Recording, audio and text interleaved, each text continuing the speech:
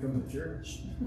Yes. Pretty regularly. That's good. He was going to AA, and he said he skipped the church. He wanted to come to the lake service one day because I said, he really liked AA, and he said, I want to go. And I said, oh, that's great. Now he says, you know what, I'm done with that AA stuff. And I said, yeah, same here. You know, I was like the same way. I know what he's talking about. It's, you know, my boss says the same thing too. He went through it, and he says, you know, you go there and it's just the same stories. He's like, you know, where's the progression? Where have you moved on with your life? Have you started a business? Have you gone back to school? What are you doing with your life? Yeah. Like, oh, so what? You got over the circle. That's great. Now what? You're just going to sit here and whine about it the rest of your life? He goes, I'm done. And he walked out. You know? And so I think he's kind of that way like me. It's like, well, I could listen to this preacher, or I could just read, you know, Ephesians. You know? And I think that's where he's at. He'd rather come to church. Yeah. Yeah. You know? Yeah. Wow. Okay. Let's pray. Dear Heavenly Father, I'm very thankful and encouraged the folks that you're bringing to us, the folks that are coming to church, and especially all the baptisms that we had in the last several weeks. I'm just so grateful for that. I'm grateful for these men who want to know you better and share together so that as iron sharpens iron, we can help each other better understand your word. Thank you that you've given us everything that we need. Help us to be open as far as having ears to hear and really being able to apply it to ourselves, as well as just taking it in even when it doesn't seem like something we need, so that we'll be better equipped to help others with your truth too. To that end, God, would you bless our time tonight? In Jesus' name I pray. I guess it was good time to end my prayer. Sorry. I'm sorry. You said you were a potential spam. All right, we are in the Gospel of Luke. We didn't quite make it to the 6th chapter last night. We made it down through, I believe, verse 34, 35, where let's pick up reading in verse 33. Kind of gives us the context, and we'll finish off this chapter. I'm going to start with Rick here. If you'd read verse 33 for me, I'd appreciate it. This is Luke chapter 5. Yeah, verse 33. 33. They said to him, John's disciples often fast and pray, and so do the disciples of the Pharisees. But yours go on eating and drinking. Yes, it was the practice. I don't think I mentioned this last week, but the Pharisees fasted twice a week. They fasted on Mondays and Thursdays. They based that on the belief that Moses went up on Mount Sinai on a Monday, came back down on a Thursday. Their fasting, however, was only during the daylight hours, right? So they had regular fasting. I'm just taking it for granted, knowing what we know of John, that his disciples were much more sincere in their fasting, which begs the question, why does God want people to fast? What's the purpose of fasting? Let me ask it that way. What's the purpose of fasting? Well, for time for prayer and devotion. It's very much associated with prayer. Many times you'll read about prayer and fasting. Jesus is going to make a point here, though, that there's appropriate times for fasting, not religiously, but just in everyday life. And let's just read the next verse here. Rick, let's go to you, verse 34. Jesus answered, can you make the friends of the bridegroom fast? We got 2 ribs. While he is with them. Okay. That's exactly right. That's not a time to fast. And I know this is being filmed, but I'll confess anyway. I was doing one of my fasts once, and I had a wedding. And I'm like, oh man, this is really bad, because you're at a wedding, everybody's celebrating. You don't just. Yeah, I'm It's an inappropriate time. It's also, conversely, not a good thing when you're at a funeral or people are grieving. You don't go over, let's go overboard here. If somebody just lost their spouse or whatever, you don't go over and say, hey, you want to go get some pizza? You know what I mean? It's just basic certain things in life. There are certain times and seasons And the fasting goes with that. Now, for religious reasons, let me close the loop on this. For religious reasons, in the Bible, God only commanded one day of fasting.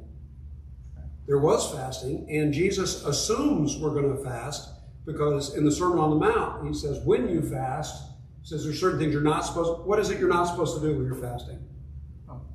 Look like it. Yeah, putting on a show. It's not, which, by the way, the Pharisees were very good at putting on a show, right? So that's not what you're supposed to do. So he has some guidelines. In other words, don't just do things just to do things. There ought to be a reason for this. But Jesus assumes it. God only ordered one day. What was the one day in the Old Testament that they had to fast? It was the Yom Kippur, the Day of Atonement. The Day of Atonement. It was the only day they were supposed to deny themselves, and that was the very special day, the only day of the year that the high priest actually went behind the veil into the Holy of Holies. And he wasn't allowed in there unless he took blood, right? First of all, for himself, his own family, and then for the people, and then he came back out and confessed his sins. So it was all about God removing sin and the gravity of the situation, so it would be focused on. There were other fasts declared in the Old Testament, but that's the only one God declared. The point, though, that's being made here in Jesus' response, I'll read the next verse. It says, but the time will come when the bridegroom will be taken from them. In those days they will fast. He's not saying they have to fast. Do you understand the level at which he's dealing with this here? When's it appropriate? When's it not appropriate? Which, by the way, I think this is really important because we don't want our religious practices to become something that is not appropriate, doesn't fit. Our religious practices ought to be something that honors God and actually meets the need of people, because that's the whole idea, taking people closer to God, right? So when we interject something that leaves a bad taste in the mouth of the world, and I know sometimes when you convict people of sin and stuff like that, that's okay. But when we bring something in to make it harder, and it didn't need to be there, I think that's a real tragedy. So I think we really have to put our own religious practices under a microscope. So, next verse, verse 36. He told them this parable. No one tears a piece out of a new garment to patch an old one. Otherwise they will have torn the new garment, and the patch from the new will not match the old. Right, okay. Now, where's he going with this? We're going to read a little bit more because he's going to use two illustrations, which tells me this is important for us to get. And they both make the same point. So, verse 37. And no one will pour new wine into an old wineskin. Otherwise, the new wine will burst the skin. The wine will run out, and the wineskin will be ruined. Exactly. So it's the unshrunk cloth, it's the wineskin, exact same principle. Let's go one more verse. Yeah. I'd like to comment on that. Yeah. New wine means it's still fermenting. Yes. And the wineskins, the new wineskins stretch. Yes. And that's the old exactly ones don't. And so if you put new wine in the old wineskin, it doesn't stretch and give, and that's what occurs. Perfect. That's exactly right. And I think we get the cloth that's shrunk versus unshrunk. Same thing. You're going to ruin the whole pair of pants or whatever. You're going to waste all the wine. You're going to ruin the wineskin. Okay. Verse 38. No new wine must be poured into new wineskins. In verse 39. And no one, after drinking the old wine, wants the new, for they say the old is better. Okay. That last one's, I think, a very interesting twist. So what's Jesus saying here? This all starts with a question about the fasting. And the question is, why don't your guys fast? And Jesus' answer is basically, it's not appropriate. It's not appropriate. What's the purpose of fasting? Fasting is something that often is associated with prayer, but it's something that comes natural. You're not even thinking about eating because you're so focused on usually the prayer at a time usually of grief or great difficulty. And what Jesus is which, by the way, Jesus did fast. He did fasting, and he spent all night in prayer. He did a lot of that, but he didn't make his disciples go to a regular time of this because he says the bridegroom's with them. Now's the time for them to soak in everything that he's teaching, right? The time's going to come, though, he says, the time will come when the bridegroom is going to be taken away from them. In those days they will fast. I think he's foreshadowing the fact that, hey, these very guys who aren't fasting right now, you watch them. There's going to be plenty of fasting coming for these apostles, because, wow, especially from what early church history tells us, it's not just the beginning of the church. In the book of Acts, there's some persecution and it's taken out of the apostles, but it gets worse for the apostles. A lot of them die horrendous deaths, right? So there's going to be a lot of sacrifice to make. Now, he goes straight into these really two illustrations, but they're the exact same thing, right? You're going to ruin the clothes if you put the wrong kind of patch. You're going to ruin the wine won't be wasted, and the skin's going to be destroyed if you don't put it in the right wineskin. What's the point he's making? The point he's making is, if you take my teaching, which is the true teaching about God, and you try to fit it in your mold of the way you Jews have done religion, which, let me be real clear about this. It could mean a lot of things, but definitely it means all that they heaped on what God said. Because they, by this time, it was oral tradition. It hadn't been written down yet. But they didn't just study the Old Testament. They had laws that were so extensive, it would look like the Encyclopedia Britannica, right? I mean, volumes and volumes of stuff when it was eventually written down. So they add a bunch of stuff to God's laws, and we're going to see that with the Sabbath. The very next things happen in the next chapter. Sometimes we're dealing with the Sabbath.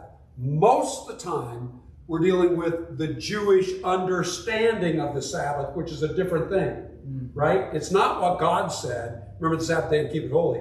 It's, you took too many steps, because we figured out how many steps you're allowed to take on the Sabbath day. Where's that in the Bible? It's not in the Bible. It's, you understand what I'm saying, right? So it's their rendition of this. Jesus, I think, uses two different illustrations to really bring home this point. You take God's truth and you fit that into your messed up wineskin or on your old clothes. That it's got to fit into my pockets if I'm going to live this out. And Jesus says it's not going to work that way. You need some whole new clothes. You can't just take my teaching and make it fit the way you want it to fit, right? That's why I think this last verse is so powerful, because he says, no one after drinking old wine wants the new. They say the old's better. When they listen to Jesus, especially religious leaders, do they like it? No. They want to go back to the old, right? I really think that's what he's saying. They're going to resist him because they're more comfortable. This is the way we've always done it. This is the way I was brought up. This is the way we're supposed to observe, follow the Lord. In fact, we're going to find this out in the book of Acts. We're going to start studying the book of Acts tomorrow night, on Wednesday night. But we're going to find out in the book of Acts that some of the Pharisees who became Christians were still really bothered when some Gentiles became Christians. Not so much that Gentiles became Christians, because they got it, right? They understood, okay, God wants everybody to know this.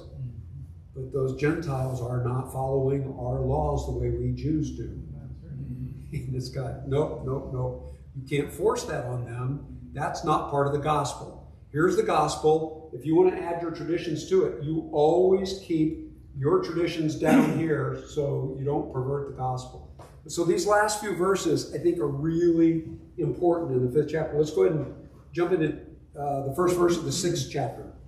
One Sabbath, Jesus was going through the grain fields, and his disciples began to pick some heads of grain, rub them in their hands, and eat the kernels. Okay, you may well have a footnote on this in your Bible somewhere, but in Deuteronomy, the 23rd chapter, this is specifically spelled out and allowed for in the Old Testament. This is okay. What Jesus' disciples are doing, by the way, Jesus isn't doing this, his disciples are. But a teacher is responsible for the way his disciples act. So if his disciples were doing something they shouldn't have done, it was Jesus' responsibility to call them out. He didn't. Okay? Why? Because what they were doing was okay. Why did the Old Testament, I mean, of all the things that the Bible can focus on, why is it bothering talking about this? Well, put yourself back then. How did people get around back then? By foot was the number one mode. You know, it was only wealthy people could afford, you know, the horse or the donkey or whatever, and people in positions of authority. But by and large, almost everybody on foot. they're going along. So when you're going along, you get hungry, so you stop at McDonald's. Oh, Right. They didn't have McDonald's. So what did you do? Well, most people would pack for their journeys and things like that. Sometimes, inevitably, you run out of food. The law specifically said this, Deuteronomy 23, said that landowners, there are two things they're not supposed to do when they harvest the grain. They're not supposed to hit the corners, and they're not supposed to hit along the pathway. And the reason for the pathway is for travelers. When travelers go along and they're going along the edge of your field, it was your responsibility. They took this seriously.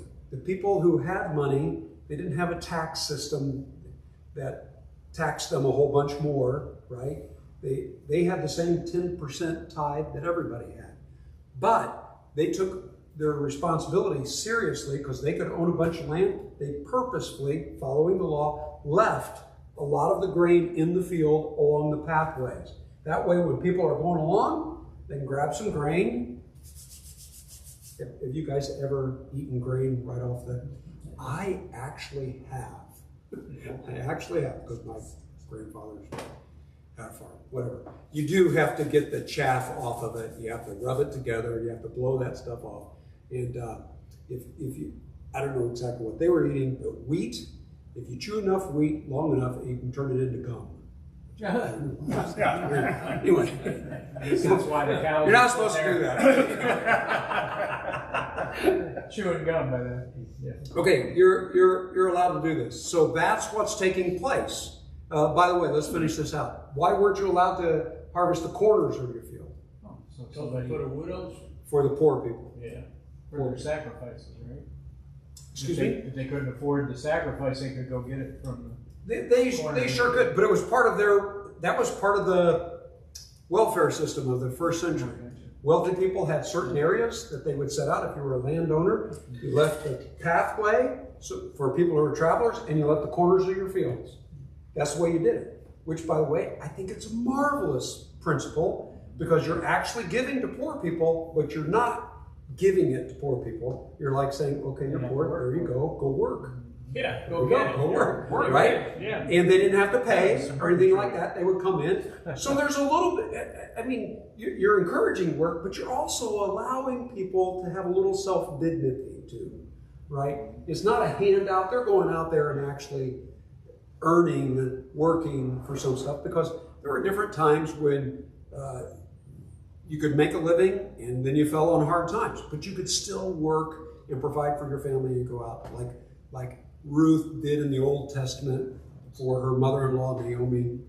Okay, so all we're establishing at this point is what they are doing. The law specifically said in the Old Testament, that's fine. So verse 2. Some of the Pharisees asked, why are you doing what is unlawful on the Sabbath? Okay.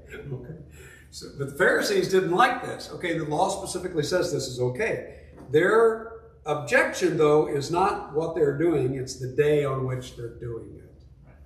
The day on which they're doing it. Which, by the way, I imagine they were watching how far they went, too. Because you're only allowed to travel 5/8 of a mile on the Sabbath day. If you took one step beyond 5/8 of a mile, you went too far. Right? Okay. Where is that in the law? It's not in the law. It's not in the Old Testament. It's in the Mishnah, which would be the oral tradition of the Jews. They took the idea, God said, remember the Sabbath day, keep it holy. He specifically said, don't do your work on the Sabbath day. You set this aside to be a non-work day. The Jews came along and said, well, we need to define that a little bit better. So what entails work? We've talked about these before, right? All the sorts of things they're not allowed to do. And one of the things you're not allowed to do is you're not allowed to process grain. You're not allowed to winnow it. And winnowing, in mass, is when you take the grain that's been brought in from the field and throw it high. And when you throw it high, the wind blows away the chaff, right? Well, they would say you're doing the same thing when you do that, just to put a handful in your mouth. I hope you can see how silly their laws had gotten into this point. Okay, verse 3. Jesus answered them, have you never read what David did when he and his companions were hungry? Verse 4. He entered the house of God, and taking the consecrated bread, he ate what is lawful only for priests to eat. He also gave some to his companions. Oh man, I love this example. Verse 5, then Jesus said to them, the Son of Man is Lord of the Sabbath. Oh, there's a bunch of things that Jesus is saying here. Their complaint is you're breaking the Sabbath law, which, by the way, was he breaking the Sabbath law? No. Were his disciples breaking the Sabbath law? No. What law were they breaking? Tradition. Okay. Tradition of the Pharisees is the law they were breaking. So how does Jesus answer this? He doesn't come back and notice what he doesn't say. He doesn't say, we didn't break the law. That's not what he says. He starts by talking about David. Why would he bring up David? Oh, right. Because he's one of the most important. They loved David. They loved David. So instead of just pointing out to him, no, you're not doing right, let's talk about a guy you really love. Yeah. And he wasn't right. Yes. Okay. Now, when he mentions what David and his companions did, and this is, what is this?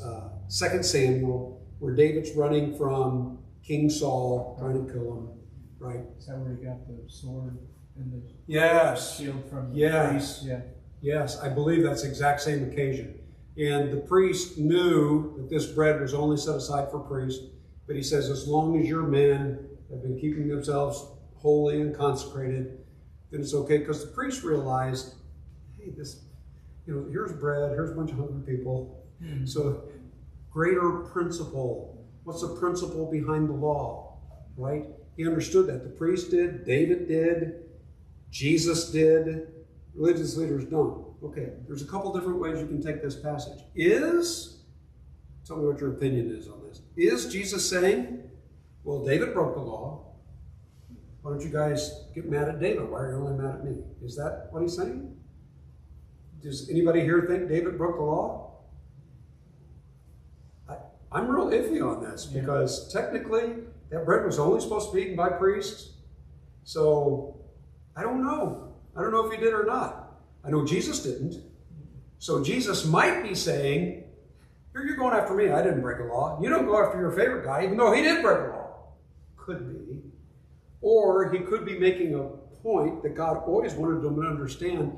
The reason he said to have a Sabbath day is not so you could have a Sabbath day. It's so that you could focus on God. That's what he really wanted you to do. Right? Now, he's talking about something different with David. Right? And the bigger principle here is, look at the principle instead of the specifics. Right? Okay, the last point that Jesus makes, though, I think is undeniably clear, and that is, I can do whatever I want to do because I'm God. Right? I'm Lord of the Sabbath. They're not ready for that yet. And so sometimes Jesus pushes it, other times he just makes the point. I didn't sin, they didn't sin. You guys aren't even consistent with the Old Testament law that you think you uphold, right? And by the way, if you understood who I am, it's no problem at all. So he drips water on that one. He's going to push a little bit more. By the way, in chapter 6, controversy is growing, right? Misunderstandings, and it's growing little by little. Luke's going to lay out for us as things grow. This is just misunderstanding that Jesus is not going to let go. He's not going to admit his disciples have done anything wrong because they haven't done anything wrong. The next story we're going to read, Jesus is going to stand up and put it in their face, right? So let's go to the next story, verse 6. That would be me. Yeah. On another Sabbath, he went into the synagogue and was teaching, and a man was there whose right hand was shriveled. Yes. Verse 7. He said, Pharisees. Yes, the Pharisees, yeah. The Pharisees and the teachers of the law were looking for a reason to accuse Jesus. So they watched him closely to see if he would heal on the Sabbath. Yeah, can I just comment on this before we go any further? I don't want to detract from the story, but why were they at the Sabbath gathering that day? The Pharisees, why were they there? Looking for a reason to accuse Jesus. Yeah. You know, some people come to church to look for trouble. Yeah. But right? Here it is, this guy's also going to perform a miracle. It's like, we want to catch him in this sin of him healing a man. Which proves what? That he's God. Exactly. That's a very good point. I'm glad you seized on that. So, yeah, what irony here. Verse 8. But Jesus knew what they were thinking and said to the man with the shriveled hand, "Get up and stand in front of everyone." So he got up and stood there. Okay, so what does Jesus do here? He doesn't just go ahead and do it. He puts them up right in front of them. I know what you're thinking. So instead of just calmly handling this and teaching, like he did first episode, now it's kind of like, okay, I'm not going to let this one go. Nobody's going to leave here until we make a point. Boom, stand this guy up. So he does. Verse 9. Then Jesus said to them, I ask you, which is lawful on the Sabbath, to do good or to do evil, to save life or to destroy it? Okay, what's his point? His point is, you guys are so focused on your little details about the Sabbath, you've forgotten what the Sabbath's all about. Let's get real basic here. Why would our Heavenly Father create a world and establish a principle like this? For good. Yeah. Here's something good. Are your little laws going to prevent you from seeing the big picture? How much bigger does it get? Here's a guy standing right in front of you, and he's not well, and I can heal him. Right? Yeah. Are they getting the point? I think I'm glad Jesus, which by the way, James chapter 4, verse 17 says, to him who knows the right thing to do and to fail to do it, that's a sin. So if you can do something good and you don't, that's a sin. Anyway, okay. Verse 10. And he looked around at them all, and he said to them, or he said to the man, stretch out your hand. And he did so, and his hand was completely restored. Yes. You know, I believe it's Matthew that tells us when Jesus stared at them, it also says he was mad. So it's kind of like he's given them an opportunity. Here's an obvious example. And before he does it, he takes time to go around the room. And nobody's budging. So Jesus is like, oh, you guys deserve this. Right? Right? So he's just, boom. Okay, what verse? Oh, 11. But the Thank you. Pharisees and the teachers of the law were furious and began to discuss with one another what they might do for Jesus. Well, now that's the icing on the cake. The point that Jesse made a little bit earlier about they're looking for him to do a miracle, and now what are they discussing? Are they discussing, hey, he just performed a miracle? No, they're not discussing what that might mean. They're discussing, oh, now we got to get rid of him. It made us look bad. Yeah. So sad. So sad. So the controversy grows. Now Luke is going to give us a little bit of a reprieve here, and he's going to talk about the apostles. Verse 12. One of those days, Jesus went out to a mountainside to pray and spent the night praying to God. I find this really interesting. There are different times when Jesus spends the night in prayer. The most obvious one is before he goes to trial before the cross. He's going to spend the night in prayer. This is another one where he's setting aside and designating 12. And I think Luke presents it this way because no doubt it was his practice to withdraw from the crowds and spend time in prayer. We know that.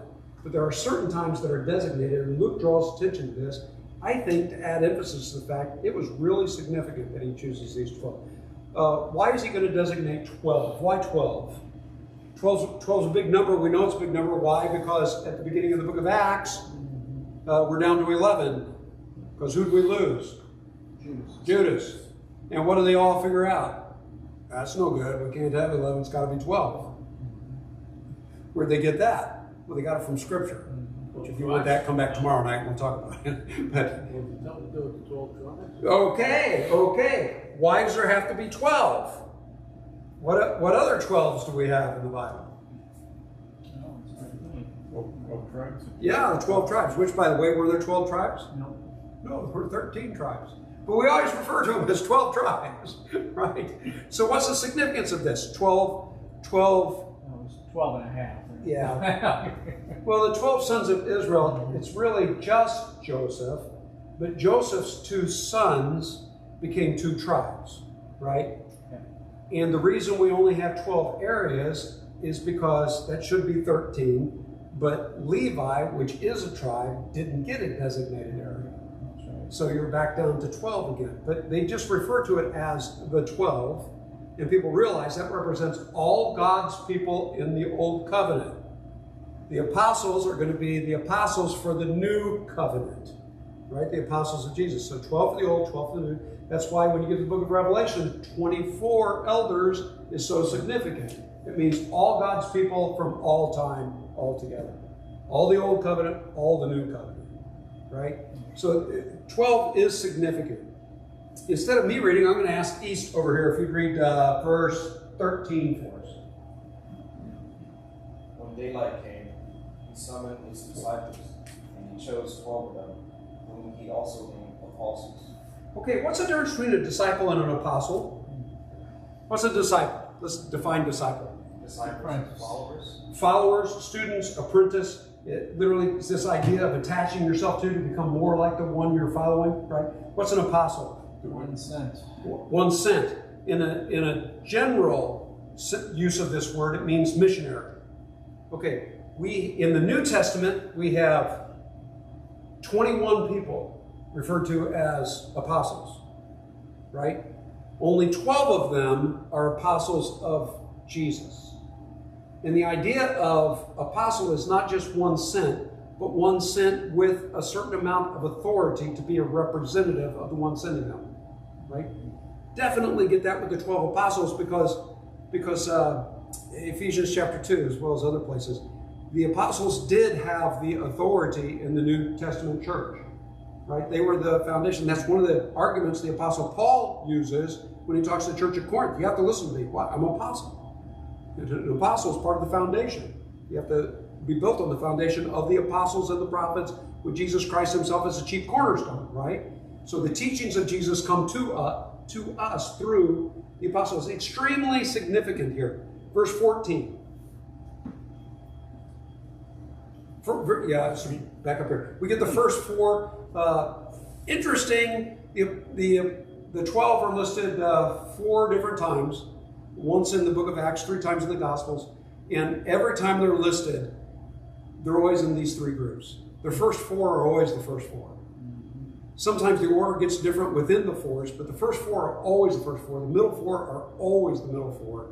And the last 4 are always in the last grouping. Right? So who are the first 4? Simon, who he named Peter, his brother Andrew, James, John, Philip, Bartholomew. Okay, we went a little bit beyond the first 4, but that's in the right verse. You read correctly. But the first 4 is always going to be Peter, Andrew, James, and John. Peter, Andrew, James, and John. James and John are also called sons of what? Thunder. Sons of Thunder was their nickname, and appropriately so. Remember when one of the cities didn't listen to Jesus, and James and John came up and said, "Hey, you must call fire down from heaven on these guys." Yeah, And Jesus is like, no, that's okay. Interesting that they knew they could do that. Didn't he always take that when he went on a special?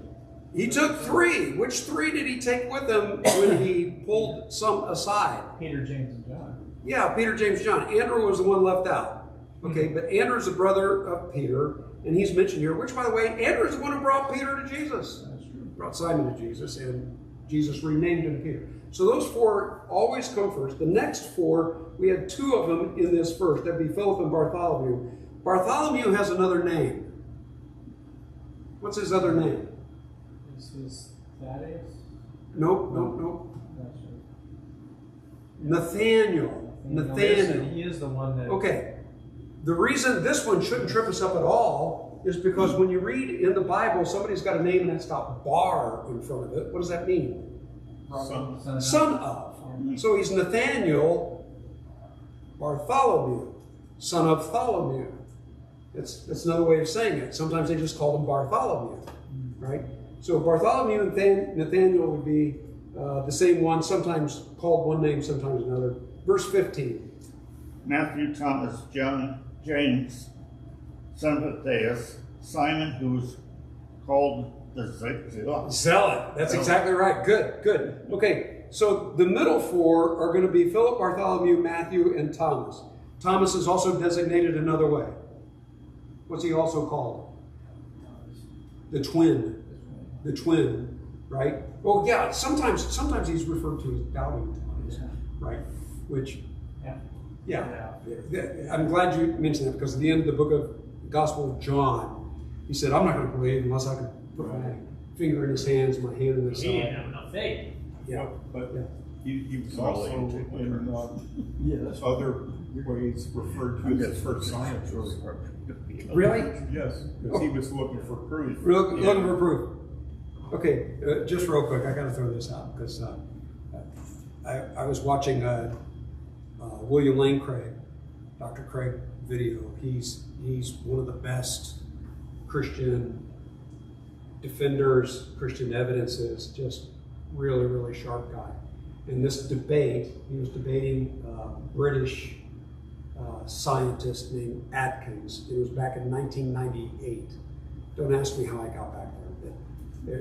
It was a long trail. I ended up back there. This debate was, what do you call the arbitrator in a debate? The guy who's mediator. Arbitrator, mediator was a guy named William F. Buckley. Oh, yeah. He was the guy who was sitting there overseeing the debate, which is just so cool because every time Adkins would try to pull a fast one, Buckley would like, no. You know, he would really catch him. Anyway, Atkins' premise was you don't need to believe in God because science explains everything. And I couldn't help but to think to myself, I think I've already shared this with you guys, this year, early in this year, at a symposium in Dallas, Dr. Stephen Myers of Discovery Science, the guy who's really big on the argument from design, wonderful resources, just wonderful guy.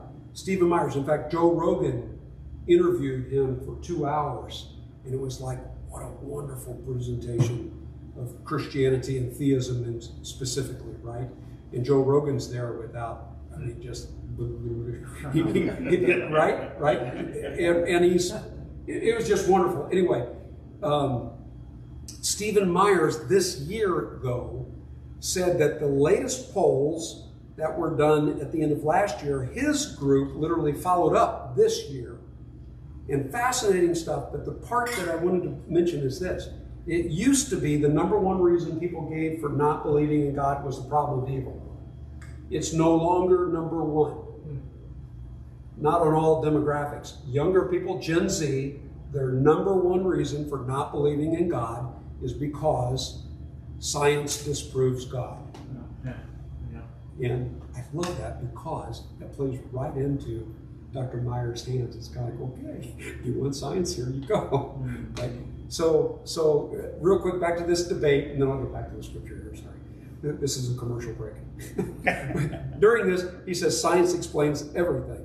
And William Lane Craig turns in and says, no, it doesn't. He says, can you name anything? He says, yeah, I can name 5 things right now. And he just went right down the list. He said, the scientific approach that you're talking about can't prove that we were here last week and it wasn't just some fabrication from a great matrix. You can't prove anything from history scientifically. Right? Right? Number 2, you can't prove that other people have minds. You can't prove that they're not a robot that just looks, that's been highly programmed to operate a certain way. Right? Number 3, he says you can't have any moral absolutes. Can't prove any moral absolutes. Scientifically, you can't. Which, oh man, I can go down rabbit trails here. So sorry, but yeah. Which, by the way, there were 2 scientists. This is been 4 or 5 years ago now. They got into a whole bunch of trouble because they said what their logical conclusion was. They said, "Hey, we're Darwinian evolutionists to the core, and so we can't call rape wrong. All it is survival of the fittest." And they said that. And it's kind of like, you know, it's all a fabrication of society to say certain things are wrong, right? Well, they're being consistent, right? And Craig was just pointing out, you guys want to say certain things are good and bad, certain things are right and wrong. You scientifically can't do that, right? And then he brought up some other things as far as aesthetics and beauty and things like that. That science can analyze, you know, what our brain reacts to and things like that. But to define it as beautiful and lovely and things that's outside the realm of science. Sorry. Why in the world did I get that from? Because of Thomas, the first scientist. Yes, thank you. Okay, then we have the last 4. It would be James, the son of Alphaeus, Simon, when he's called a zealot, what is a zealot? They were the enforcers. It was somebody who followed Trump in the first century. Right, there you go. Sorry. Yeah. It was somebody. No. Ultra conservative. I am torn as a Christian in being in ministry because I have very strong political views. But even though I think it's important as an American, I cannot allow that to come up to the same level of what we talk about as far as people's relationship with Jesus. So I try my best just to, with you guys, do a little on the side stuff, but I never want to do that on a Sunday morning, get political, because you know what? We need to win Marxist, communist, socialist. We need to win all those people to Jesus. We really do. Simon would have been somebody who was very politically motivated. To be a part of that group, you had to be. In fact, that's where we get the expression to have zeal, to be passionate about something. Well, it was a political movement in the first century. Anyway, so the last verse, verse 16. Judas, son of James, and Judas Iscariot, who became a traitor. Yes. Okay, Judas, son of James, a lot of times we don't call him Judas, son of James, because we don't want to confuse him with the other Judas, right? So there's another name for Judas, son of James, and that would be Thaddeus. That would be Thaddeus. Okay, verse 17. He went down with them and stood at a level place. A large crowd of his disciples was there, and a great number of people from all over Judea, from Jerusalem, and from the coastal region around Tyre and Sidon. Huge gathering, right? Why is he going in so much detail about him specifically standing in a level place? Well, maybe he's giving just some basic background of that's why so many people can be here. I actually think that he's doing this to make sure we don't confuse this with the Sermon on the Mount, because this is going to sound a lot like the Sermon on the Mount, right? But in Matthew chapter 5, Jesus goes up onto a mountain, and Luke is like making it real clear, I'm not talking about that one. Well, then, why are these sermons so similar? Well, have you ever heard me use the same illustration twice? Absolutely. No. Yes. It happens all the time. Right? Well, that's right. But if you went to another congregation, you might teach the same thing you taught over here, because you got a different audience. Yes. And that's what we assume this is, a different audience. Yes. And in the political world, again, they call them Trump speeches. Yeah. In fact, we can't even use that term anymore because of Trump. They used to call them Trump speeches, which would just be the basic idea. You had your core speech. So wherever you went, you might add a little, take a little away, but there's like 5 things that you're always going to say so that people will vote for you, right? You got basic teaching. Well, Jesus is going to teach about a bunch of different things, but there are some core things he keeps coming back to early in his ministry. So let's note how this is so parallel or compatible with what he says in the Sermon on the Mount. So verse 18? Yes.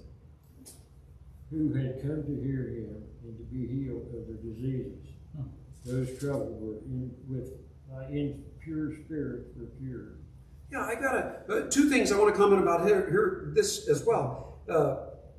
Luke, as a doctor, makes a distinction between sometimes it's caused by demonic forces and spirits, other times it's just a disease. So some people think, oh yeah, they thought that was all caused by demons. No, Luke makes a very clear distinction here. Sometimes there's demonic influence, other times it's disease and has nothing to do with demons. Again, quick footnote here. I don't know how many of you know Michael Knowles. He's one of the Daily Wire guys, but I think he's a Catholic. I don't know what his religious persuasion is, but he's a very religious guy, and he did an hour-and-a-half interview of a psychic medium last week. And the psychic medium gave up all that and is a committed Christian. Again, I don't know what flavor of Christianity, but she knew her Bible. She said a lot of things. Okay, long drawn out story of how she got into this, family background and everything, pointing out how Sometimes the police force will call psychics in to find little kids and stuff like that. And so Michael asked her a question because, you know, so many people look at this favorably. He says, did you ever help anybody in your 28 years or 18 years of doing this? She said, no. Emphatically no. Yeah, a lot of good came out of it. We found people, we did all sorts of stuff, but every time I did something, I introduced them to a demon. So her point was, Satan was taking advantage of this. She's real strong on that whole realm really involves demonic forces, and that's why it actually works sometimes. Because demons know some things we don't know. That's another fascinating talk. But anyway, Luke makes the distinction between the two. The other point I wanted to make on this verse, though, is Jesus is going to look at this as an opportunity. Our missionaries do this all the time. They put on clinics. They'll get people, they'll bring a dentist down, or they'll bring an ophthalmologist down. There's a guy over at Cocoa Beach here at our sister church over there. He collects glasses all year long. And they get some people to go down to Nicaragua and they put on an eye clinic. Why do they do that? Well, to help people see. No. They help people see so they get big crowds there so they can preach to them. So that's exactly right. So I think there's a good biblical principle there. In fact, I personally think that when you put on a clinic and you help people and you give them food and everything and you didn't preach to them, you blew it. Because you only did part of your job and you didn't do the most important part of your job. What lasts forever, right? Okay. Preaching now, right? Verse 19. And the people all tried to touch him because power was coming from him, healing them all. Yeah, what does that make you think of? Remember the woman who was sneaking through the crowd and just going to touch him? Yeah. Which, by the way, it didn't have to happen that way. Jesus is allowing this to happen. Why do you think he would allow that to happen? To prove someone who has so much faith. Yes, to emphasize a bunch of really good things. I think the most basic thing is this is no normal person, and they better listen to him, right? So what is he going to say? Looking at them in verse 20, what does he say? Looking at his disciples, he said, "Blessed are you who are poor, for yours is the kingdom of God." Wow. Okay, this sounds a little bit different because in Gospel of Matthew, in the Sermon on the Mount, he says, "Blessed are the poor in spirit." Okay, I really do think he's getting at the same thing here. Let's talk about the word blessed first, though. I hope you don't have a translation that says happy. For a while there, translations were translating this word happy. It's not the same word for happiness. This is like a deep joy even in the midst of difficulty. So you're not going to be giggling and laughing all the time, but you're going to have a peace that goes deep. And that's what he's saying. And he's saying, by the way, this is in present tense. He says, yours is the kingdom of God. So right now, while you're poor, while you're going through this, you can have a deeper sense if you have a relationship with God. Verse 21. Back over to East. Blessed are you who are hungry now, because you will be filled. Blessed are you who weep now, because you will laugh. Boy, again, can't help but to thinking of the Beatitudes back in Matthew chapter 5, but the hunger now, Jesus frequently, he did this with the woman of the well, he did it in the Sermon on the Mount, he did it other times when he's just talking to his 12. He frequently used the analogy of food and drink, talk about spiritual principles. I have food to eat that you know nothing about. Remember when he said that to his disciples? Yeah. How about the last and greatest day of the feast? What is this? John 7, he stood up and said, if anybody's thirsty, let him come to me. But I don't think he had a big pitcher of water. You know, I think he used an analogy everybody got. Are you really hungry? Do you really want this? Are you really thirsty? Do you really desire God? And I really do think that's the point that's making. Yes, he did. Yes, he did. I have water to drink. You'll never thirst again. And she's like, oh, magic water.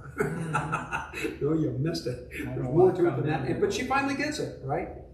Okay. In this idea of weeping now, by the way, he's really going to develop this a little more fully. Because you can either go for the reward right now, which in essence is being selfish, or you can do things God's way and get a much better reward later, right?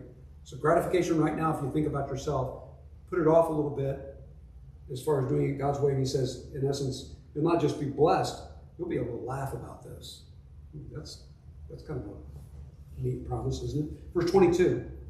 Blessed are you when people hate you, when they exclude you and insult you, and reject your name as evil because of the Son of Man. Yeah, that last phrase is so good. Because of something. It's no blessing just because people hate you.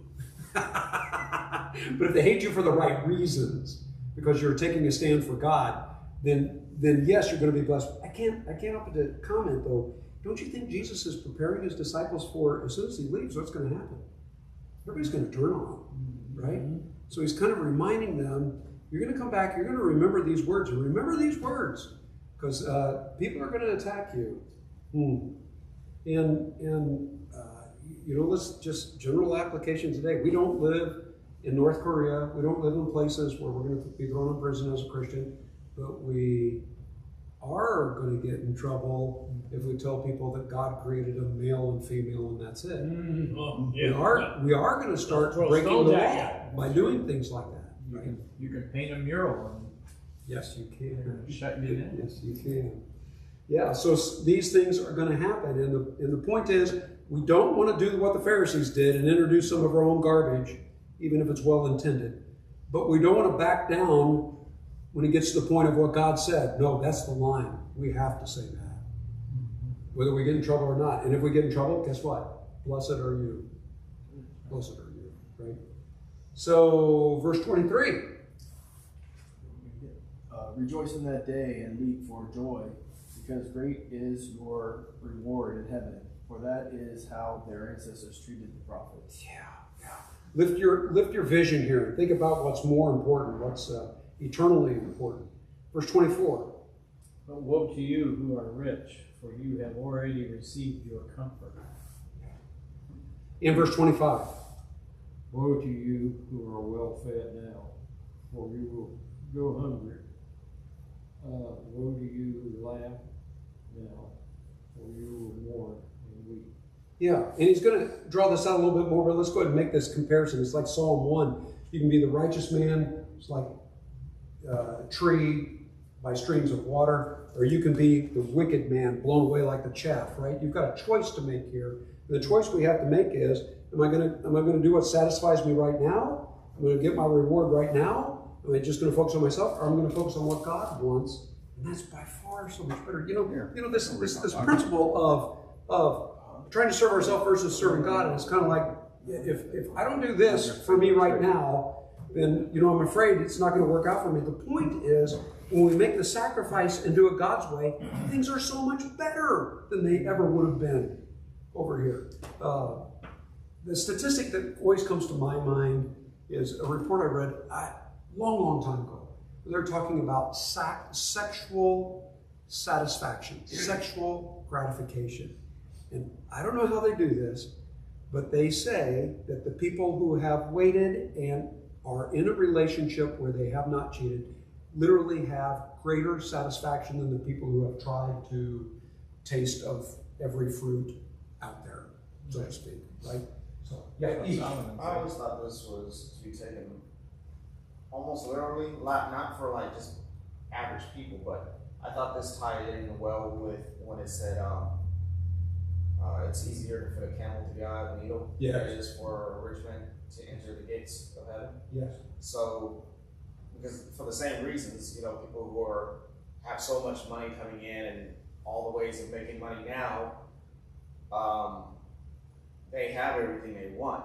But I'm wondering, is that literal for them, or is that for those who don't have a relationship with Christ? No, very good question, because the reason that's kind of hard to answer here is because New Covenant hasn't started yet. So he's throwing it out there to everybody, but nobody's part of the New Covenant yet, right? So when we go a little bit later, like 1 Timothy, the last chapter of 1 Timothy, Paul tells Timothy to warn the Christians who are wealthy.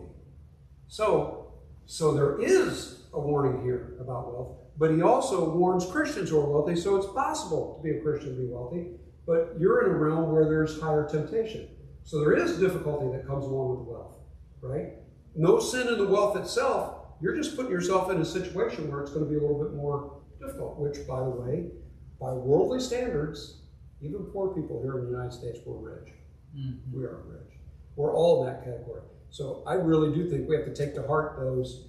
And what is it that Paul tells Timothy to warn people of? He says, number one, don't take pride in your wealth. Because so many times people look at their, I'll just pick on, sorry to do this to my doctor friend over here, but I'm going to pick on doctors. Because sometimes it seems like some doctors who, maybe they're a surgeon, cardiac surgeon, they think they're smart at everything. Why? Because they're so good at this, right? So it gives them, it's easy to develop arrogance when you become wealthy and you become successful, right? So there's warnings for us, but the wealth in and of itself is not a sin. Sure can be, and it puts you in that category. Good question. Good comments there. I appreciate that. So, verse 26. Verse 26. Woe to you when everyone speaks well of you, for that is how their ancestors treated the false prophets. Yeah, this really does go with the warnings and the woes, but I like to set this one apart because it really goes back up with verse 22, where they're going to hate you and persecute you because you follow me. And I tell you, this is one of my more often quoted verses in my own mind anyway. And I try not to use it as an excuse, but if everybody loves you, something's wrong. Something's wrong, right? It doesn't mean you're going to be making enemies right and left, but if you don't ruffle a few feathers here and there, then maybe we're not saying enough. Maybe we're not saying enough. If you belong to the world, you're probably more like a celebrity. Everyone, loves you as an artist, or depending on what you're into. Yeah. Some kind of celebrity where people idolize you. Yeah. So if you're not belong to Christ, you belong to the world. Yes. Yeah. I was listening to another guy from Answers in Genesis. I don't know if you guys watch any of those guys, but he was talking about how do you answer people who, because one of the things that people use today to get around talking about God is they'll say, well, that's your truth. That's your truth. Right? And so he gave a beautiful 10-minute answer on how to respond to people like that. But one of his points that he made is, he did the classic, well, is that true? That's my truth. Try to establish that's the truth. But the point that he was really making is too many times Christians will play into that because we don't want to hurt anybody. And he's making the point, we don't want to unnecessarily hurt anybody, but if we're not ruffling some feathers, we're not doing our job.